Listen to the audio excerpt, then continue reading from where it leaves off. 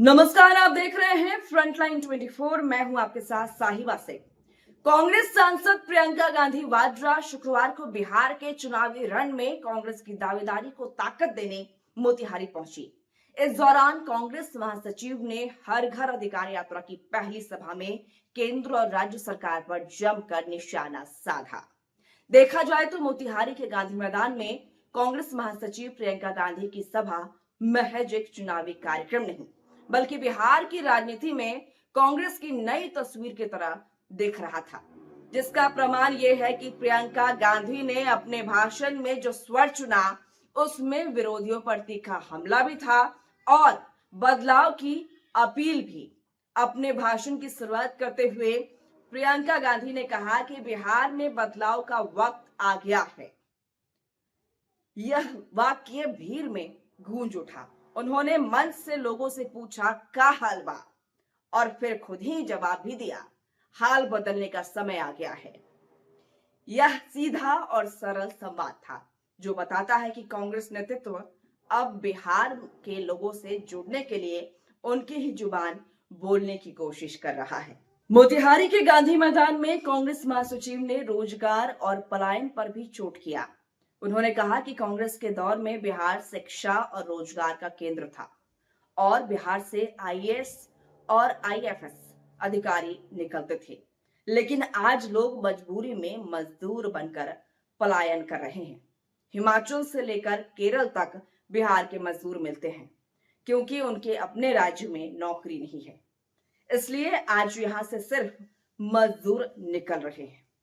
प्रियंका गांधी ने मंच से बड़े उद्योगपतियों अडानी अंबानी पर भी निशाना साधा और आरोप लगाया कि मोदी सरकार आम आदमी की जगह अपने पूंजीपति दोस्तों के लिए काम कर रही है। उन्होंने व्यंग किया है कि प्रधानमंत्री जनता के हाथ पकड़ने के बजाय अपने उद्योगपति दोस्तों का हाथ थामकर चलते हैं। यह राजनीतिक वार था, लेकिन इसमें ग्रामीण और आम मतदाता की नाराजगी को भुनाने का प्रयास भी देखा।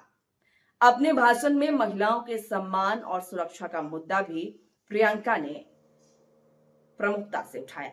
उन्होंने कहा कि चुनाव के वक्त पैसों का लालच देकर महिलाओं को खरीदने की कोशिश की जा रही है, लेकिन असली सम्मान तब मिलेगा जब बेटियां सुरक्षित होकर पढ़ने जाएंगी और काम करने के अवसर पाएंगी। कांग्रेस नेता ने कहा कि बिहार में चुनाव आ रहा है तो महिलाओं को 10,000 रुपए महीना दिया जा रहा है। अपने संबोधन के दौरान एनडीए पर तीखा तंज कसते हुए प्रियंका गांधी ने कहा कि 20 साल से सत्ता में वोट चोर बैठे हैं। उन्होंने कहा कि विकास के नाम पर घोषणाएं होती हैं, पुल गिरते हैं, शिक्षा व्यवस्था पेपर लीक के कारण चरमराती है, लेकिन जमीनी बदलाव नहीं दिखता। हालांकि यह भी सच है कि कांग्रेस खुद बिहार की राजनीति में हाशिए पर रही है। ऐसे में प्रियंका गांधी के इस भाषण को कांग्रेस की वापसी की कोशिश के तौर पर देखा जा रहा है। उन्होंने लोगों से साफ कहा है कि महागठबंधन को जिताना ही उनके हित में है।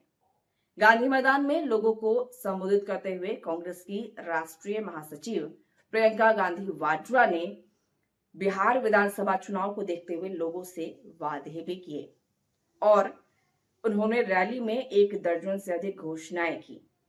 वादों की घोषणा करते हुए प्रियंका गांधी ने कहा कि हमने इतनी घोषणाएं की हैं, अगर हमने इसे पूरा नहीं किया तो हमें आप लोग दंड दीजिएगा। मोतिहारी की यह सभा संकेत देता है कि कांग्रेस राज्य में एक बार फिर से पटरी पर जनता के अधिकार और शिक्षा रोजगार के सवालों द्वारा लौटने की कोशिश कर रही है। लेकिन सवाल यह है कि क्या यह कोशिश बिहार के मतदाताओं को प्रभावित कर पाएगी, खासकर तब जब जातीय समीकरण, कल्याणकारी योजनाओं और स्थानीय नेतृत्व की साख चुनावी फैसलों पर हावी रहती है। बिहार की राजनीति इस समय उस दौर में है जब लोग बदलाव की बात कर रहे हैं, लेकिन यह बदलाव किस दिशा में होगा, यह कहना अभी जल्दबाजी होगी।